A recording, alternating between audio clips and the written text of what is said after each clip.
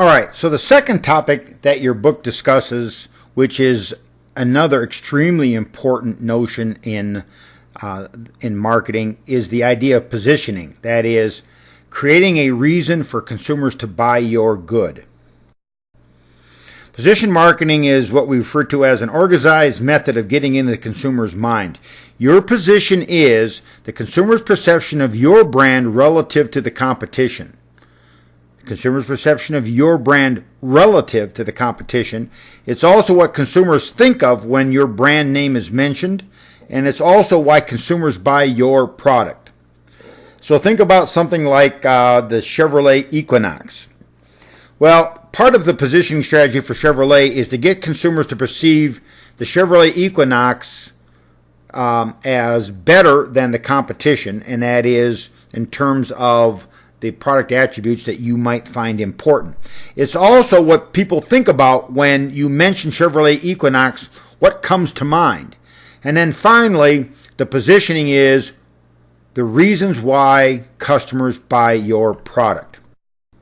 So position marketing is all about designing a marketing strategy, and that's mostly a communication strategy, to get customers to think about my product in a way that will increase the likelihood of purchase. So why is positioning so important today? Well, you live in an over-communicated society, and so you don't listen to most communications. Remember the very first day, I pointed out that not any of us read a full email if it's more than 1 or 2 sentences long. And so the reality of it is you're always simplifying things. The result is what's called an oversimplified mind, and that is all about the 30-second soundbite mentality, which is now more like a 10-second soundbite mentality. Don't think customers care about you, and don't think customers know about you. We are always trying to simplify things. The solution to an oversimplified mind and an overcommunicated society is an oversimplified message. Your positioning strategy is a one-sentence sales campaign. That's the idea behind positioning. So how much do you think the average Chicago, Los Angeles, or New York resident knows about Las Vegas?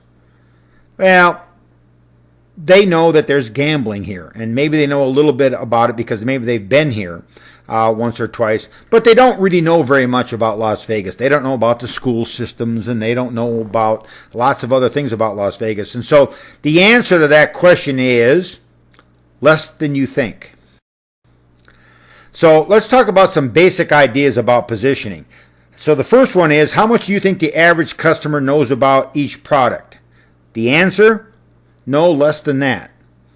The second basic idea is understand that the competition's position is as important as yours. And that starts to go into the idea of the against position. What do we mean by this? Well, an example of this is the famous General Motors division called Cadillac. It used to be when I was a child that the Cadillac was the most expensive, the premier automobile in America. Well, that's no longer true today, right? We think of other cars as being maybe more prestigious and more higher quality than Cadillacs. For instance, we might be able to name a few: Mercedes, BMW, maybe even Audi, Lexus, Infiniti, Acura, and the list goes on and on and on. So one of the problems that Cadillac's had over the years is not so much that their product has changed, it's just that the competition has increased and upped the game. And Cadillac has not been able to respond to that. So the problem with Cadillac's position now in the marketplace is that they are no longer considered to be the premier automobile in the marketplace. And that's partially because other competitors have come into the marketplace and taken that position away from them. Third, and one of my favorite comments to all students who are studying marketing, and that is perception is reality in the mind of the consumer. So if a consumer perceives something to be true, it's true. When I first got to Las Vegas, I was doing a project with Caesars Entertainment. And this was back when it was really Caesars Palace, run by Caesars World. And one of the things that they found at Caesars was that many people walked through Caesars, but they didn't spend any money gambling there. And of course, these were low rollers, but the idea was, if all these people are walking through our casino, how come they don't spend any money gambling here? You know, they had 25-cent slot machines and like everybody else. Well, when they sat down and talked to these customers, what the customers said was, well, the slot machines at Caesars are tighter than the slot machines are at other places. That is, they have lower paybacks. Well, that was simply not the case, and the people at Caesars saw that data and said, that's not true. Of course, the response to that is what? Well, it doesn't really make any difference if it's true or not. If people perceive it to be true, it's true until you can prove to them that it's not true.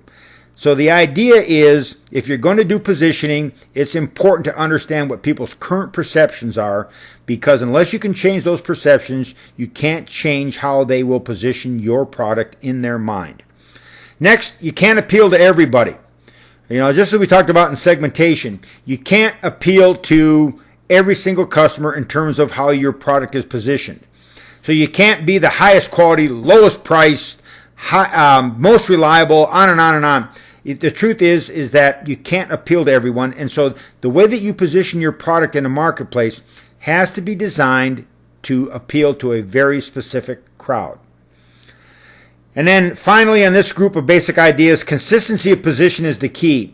You can't establish a position in the mind of a customer unless all of the 4 P's are consistently pushing towards a particular position and you're willing to stay with that strategy for an extended period of time. You can't change your positioning and your marketing strategy every couple of days or every couple of months. Some more basic ideas. Some positions are not obtainable. That is, you can't say that we have the highest quality and the lowest price. Why don't customers believe that? Well, it's because we know that that's not the way things generally work. In general, products that cost more are better. And so some positions are simply not obtainable. Next, it's important that you identify how you are factually different, not in unobservable terms, but rather in the facts. My favorite example of this was in the 1990s when Burger King decided to develop a marketing campaign to try to take away some of McDonald's customers. And so they went in and they tried to identify how Burger King was factually different. And one of the things that they said they identified was that at Burger King, the burgers are flame broiled on a conveyor belt with a gas burner, and at McDonald's the burgers were grilled. Well, that's a factual difference, and so Burger King developed this advertising campaign where they said, "Our burgers are flame broiled, McDonald's burgers are fried. People like flame broiled burgers more than they like fried burgers, and so you should buy your hamburgers at Burger King because our burgers are flame broiled," and in reality positioning themselves as the flame broiled hamburger restaurant. Now, McDonald's tried a number of things to try to combat this, but at the end of the day, that was a successful campaign because it was based on facts. Now, the easiest way to establish a position is to be first. The second easiest way, be second. The third easiest way, be third. Fourth easiest way, be fourth. The hardest way, be last. And so, if you are a late entrant into a marketplace, it's going to take a little bit more time and effort and thought to establish a position, and probably more marketing dollars. The last of the basic ideas in positioning is focus on one idea, one statement, one word, or one concept. Flame broiled hamburgers. Our hamburgers are flame broiled. If you're In-N-Out Burger, it's what? Our food is fresh, never frozen. And so one idea, one statement, one word, one concept is the way to establish a positioning statement and a positioning slogan or communication for individuals. Once again, you can't appeal to everybody, and therefore you can't appeal to everyone. The solution is to identify customers with specific wants and needs, develop a product that's geared for them, and then position the product in a way that it obviously meets the wants and needs of that particular group.